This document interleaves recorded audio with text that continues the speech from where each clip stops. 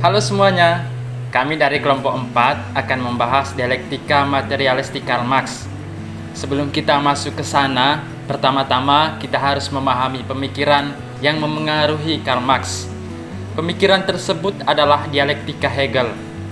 Untuk memahami teori dialektika Hegel, teman-teman bisa melihat presentasi kelompok 3 mengenai dialektika Hegel. Sekarang kami kelompok 4 akan membahas poin-poin yang dikritik Marx sehingga mendasari pemikirannya tentang dialektika materialistik. Dialektika adalah cara berpikir dan citra tentang dunia. Sebagai cara berpikir, dialektika menekankan arti penting dari proses, hubungan, dinamika, konflik, dan kontradiksi cara berpikir yang lebih dinamis. Di sisi lain, dialektika adalah pandangan bahwa dunia bukan tersusun dari struktur yang statis, akan tetapi terdiri dari proses, hubungan, dinamika, konflik, dan kontradiksi. Akan tetapi, Hegel menerapkan dialektika hanya pada dunia gagasan.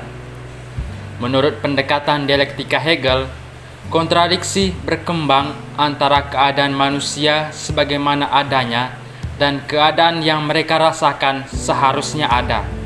Penyelesaian kontradiksi ini terletak dalam perkembangan kesadaran individu mengenai tempatnya dalam ruh masyarakat yang lebih luas. Menurut pendekatan dialektika Hegel, individu berkembang mulai dari memahami sesuatu ke memahami diri sendiri dan kemudian memahami tempat mereka dalam konteks yang lebih luas.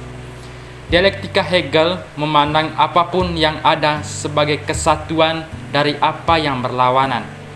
Hanya melalui negasi, kita dapat maju secara positif. Realitas pun maju secara dialektis melalui konflik dan penyangkalan yang selalu menghasilkan bentuk yang lebih tinggi, yang kemudian disangkal dan menghasilkan bentuk yang lebih tinggi lagi. Kesadaran akan dialektika total yang menyatu di puncak filsafat, itulah pengetahuan absolut.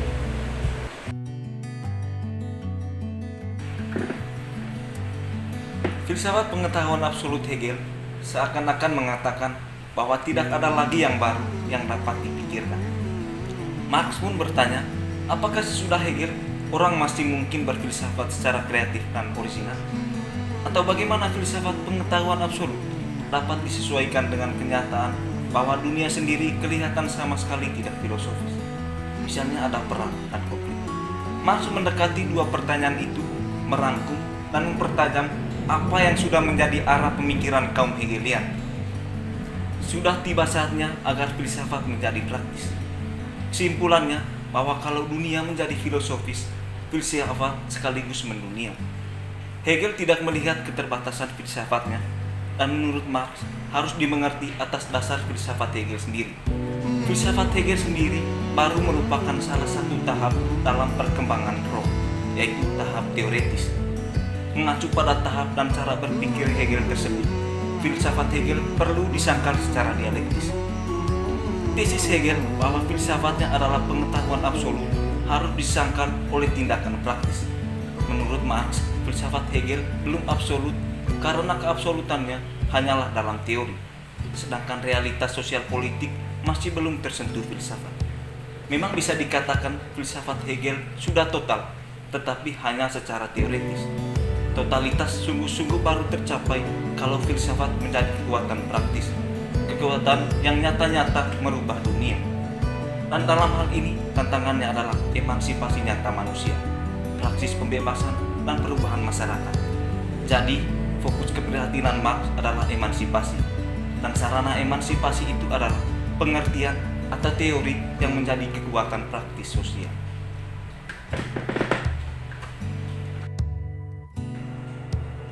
Yang membantu Marx merumuskan pemikirannya adalah kritik agama Feuerbach. Feuerbach ini adalah seorang murid dari Hegel, tapi dalam ajarannya dia buang Hegel dan ganti jadi materialisme. Namun pemikiran Feuerbach ini bersifat metafisis karena ia melihat alam dan masyarakat tenggelam dalam tidur, bertenaga tapi tidak bergerak. Jadi Hegel adalah seorang yang dialektis tapi idealis, Feuerbach materialis tapi metafisikal, yang artinya nggak dialektis. Disinilah Marx membetulkan keduanya dan memperkayanya. Hasilnya adalah materialisme dialektik. Marx akhirnya menemukan sasarannya, yaitu kritik masyarakat, yang primer dan adalah realitas sosial. Marx melihat manusia ditentukan keadaan masyarakatnya. Masyarakat baik, manusianya baik. Masyarakatnya rusak, manusianya rusak. Oleh karena itu, yang seharusnya diperbaiki, diubah adalah masyarakat, bukan agama atau hal-hal metafisis lainnya. Seperti yang kita semua tahu, Marx punya seorang sahabat bernama Friedrich Engels. Engels bisa disebut sekretarisnya Marx. Dialah yang mempopulerkan Marx dan ajarannya. Sumbangan Engels terhadap Marxis adalah materialisme dialektis itu sendiri. Materialisme dialektis mengatakan bahwa seluruh realitas bersifat materi atau berkembang dari materi. Terus roh manusia bagaimana? Ya, menurut pemikirannya, ya roh manusia itu adalah tahap atau produk tertinggi dari materi. Hal ini bisa dijelaskan demikian dengan 3 hukum dialektika. Pertama, perkembangan kuantitatif ke perkembangan kualitatif. Di sini materi dapat mencapai tingkat hidup yang lebih tinggi secara kualitatif, bukan hanya dari banyaknya saja. Kedua, hukum saling persapan kontradiksi. Contohnya seperti magnet. Kita anggap ini magnet. Dalam magnet ada 2 sisi, kutub utara sama kutub selatan. Keduanya saling bertolak belakang, tapi ada di satu benda yang sama. Dan ketiga adalah hukum negasi terhadap negasi. Jadi hukum ini mengatakan bahwa semua sistem itu bisa melahirkan sistem baru yang merupakan penyangkalannya. Materialisme dialektis itu mengakui perbedaan yang mati, hidup, berkesadaran, dan bernalar. Dengan materialisme dialektis, Marxisme menjadi pandangan dunia yang menyeluruh, yang dapat menjelaskan semua realitas, mau itu alam, mau itu manusia, atau sejarah organisme. Jadi ada perkembangan dalam teori Marx. Dari awalnya kesadaran teoritis kritis tentang buruh, bagaimana kelas buruh, itu menjadi teori yang objektif tanpa ada kaitannya dengan proletariat. Marxisme pada hakikatnya bukan interpretasi dinamika proses-proses dalam masyarakat, melainkan teori yang mengungkapkan hukum-hukum objektif perkembangan masyarakat. Nah, itu dapat ditemukan sama dengan perkembangan ilmu-ilmu lainnya. Kalau pada awalnya Marx menjelaskan bagaimana kapitalisme bisa berubah sistemnya dengan perjuangan kelas proletar menjadi sistem sosialis Marxis. Nah, dengan pengembangan oleh Engels ini, kita bisa menjelaskan bagaimana segala sesuatu terjadi. Engels bahkan menyebut Marx telah menemukan hukum perkembangan sejarah manusia. Kelompok akan coba menjelaskannya, kita pakai contoh kasus virus corona. Nah, pertama, corona itu adalah virus berkembang dalam tubuh, dalam organisme hidup.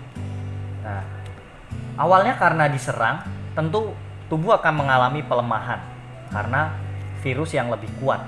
Nah, tapi karena tubuh punya sistem imun, sistem pertahanan tubuh yang kalau baik itu mulai berkembang dan bisa mengungguli virus ini. Nah, inilah tahap transisi dari tahap pertama ke tahap kedua. Bahwa tahap kedua ini ada hukum saling peresapan kontradiksi. Tubuh yang rentan dengan virus, tapi di sisi lain bisa kebal terhadap virus. Kemudian dari antibodi yang sudah terbentuk, ilmuwan bisa mengambil contoh salah satu pasien. Nah, kemudian dari mengekstrak bagaimana antibodinya bisa terciptakan vaksin. Vaksin kan virus yang dilemahkan. Jadi obat dari virus itu adalah virus itu sendiri. Nah, ini pas dengan hukum ketiga tadi, negasi yang menegasikan. Karena dari negasi itu bisa melahirkan sistem baru yang menyangkal sistem sebelumnya. Jadi demikian apa yang bisa kelompok jelaskan tentang materialisme dialektis.